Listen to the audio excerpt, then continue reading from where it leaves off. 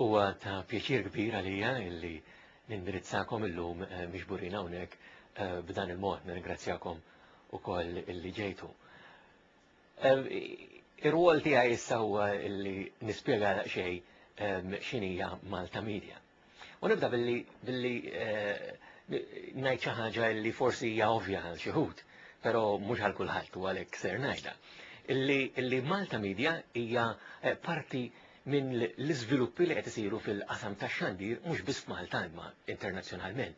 Jiġifieri dak illi aħna għamilna għal bosta snin fuq ir-radju u fuq it-television, issa se nagħmluh ukoll jew qed nagħmluh ukoll diġà fuq mezz ġdid u dan il-mezz ġdid huwa l-internet. Jiġifieri effettivament kieku kelli nispjega b'mod sempliċi x'inhija Malta Media, ngħid illi Malta Media hija stazzjon fuq l-internet, stazzjon bħal huwa stazzjon tar-radju jew inkella bħal huwa stazzjon tat-televiżjoni. Hemm differenza ċkejkna minħabba li dan huwa medium fih innifsu li huwa differenti mir-radju u t-television u allura aħna qegħdin insejħulu network f'dan il-każ l-istess bħalma jissejjaħ barra minn Malta meta jkun hemm diversi stazzjonijiet tar-radju jew stazzjonijiet tat-televiżjoni li jkunu miġburin flimkien u jaħdmu flimkien. Għar-raġuni li aħna għandna diversi websites illi jaħdmu flimkien u jaħdmu ma' xulxin. U dawn il-websites huma apparti maltamedia.com, għandna wkoll aboutmalta.com, aboutmalta.com oriġinarjament kienet magħrufa bħala Grazius Malta Virtuali u kienet l-ewwel website bis-suġġett ta' Malta jew dwar Malta li qatt faċċat fuq l-internet. Dina madwar sentejn u nofs ilu aħna ta' Malta Media flimkien mal professur Grazio Falzone li huwa emigrant Malti li jgħix hawnhekk ukoll fl-Istati Uniti, fassalna li nagħmluha bħala aboutmalta.com u saret parti minn dan il-lum qegħdin insejħu il-Malta Media Online Network. Ma domniex wisq ukoll biex aħna minna collaboration agreement flimkien mal-Klab Kodba Maltin biex bdejna noffru wkoll dak il nsejħu booksaboutmalta.com fejn aħna noffru informazzjoni dwar kodba Maltin, kodba bil-Malti kif ukoll b'lingwi barranin illi huma dwar Malta jew nkella miktubin minn Maltin jew pubblikati f'Malta. Apparti hekk, naturalment ma setax jonqos illi ma' servizz tal-aħbarijiet illi għandna aħna fuq maltamedia.com illi kien l-ewwel servizz illi propja bdejna noħorġu, kellna wkoll servizz ta' informazzjoni dwar l-sports, riżultati u x'naf jien. U dana biżmien żviluppa wkoll biex flimkien ma' Antoine Busuttil illi kellu il-website, il-Maltese Soccer website, aħna waqafna wkoll il-maltafootball.com u din hija website oħra fin-network ta' Malta Media. Però x'aktarx li l-aktar website li hija mhux tas-soltu għal-Gżejjer Maltin hija il-website li għandna aħna dwar it-temp, maltaweather.com, li flimkien ma' Balzan Malta Weather Station li huwa stazzjon indipendenti li jiġbor il-meteoroloġija, aħna noffru dana l-uniku servizz minn Malta tat-temp uniku fis-sens li joffri anka tbassir għal 5 ijiem illi ġejjin. U dak bebgħet ieħor huwa x'inhuwa il-Malta Media Online Network. Fil-perspettiva ta' dak li qed jiġri fix-xena internazzjonali, globalment dejjem nisimgħu dwar il-globaliżmu, speċjalment fejn jidħol l-internet, Malta Media għandha wkoll diġà ċertu rikonoxximent.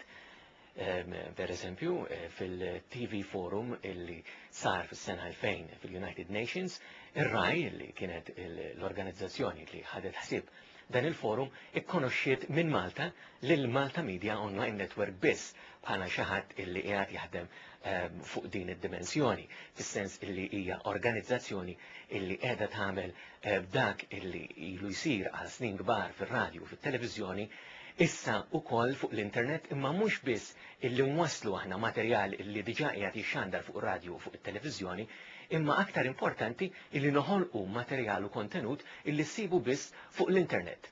U jekk ikun hemm xi ħaġa minnu fuq ir-radju fuq it-televiżjoni jkun b'referenza għal dak illi qiegħed isir fuq l-internet. Din hija distinzjoni importanti illi tagħmel online network xi ħaġa differenti minn dak li huwa stazzjon tat-televiżjoni jew kella stazzjon tar-radju.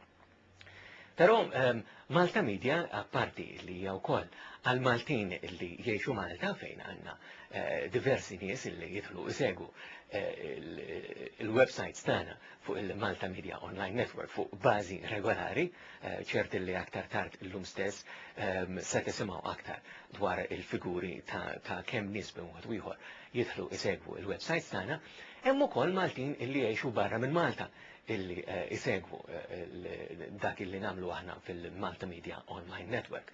Mhux biss Maltin illi huma emigranti u d-discendenti tagħhom, imma anke Maltin illi ikunu fuq btala. Ġieli irċevejna emails, anzi fuq bażi kważi regolari, nisimgħu minn xi ħadd illi forsi anke ikun mar jistudja barra.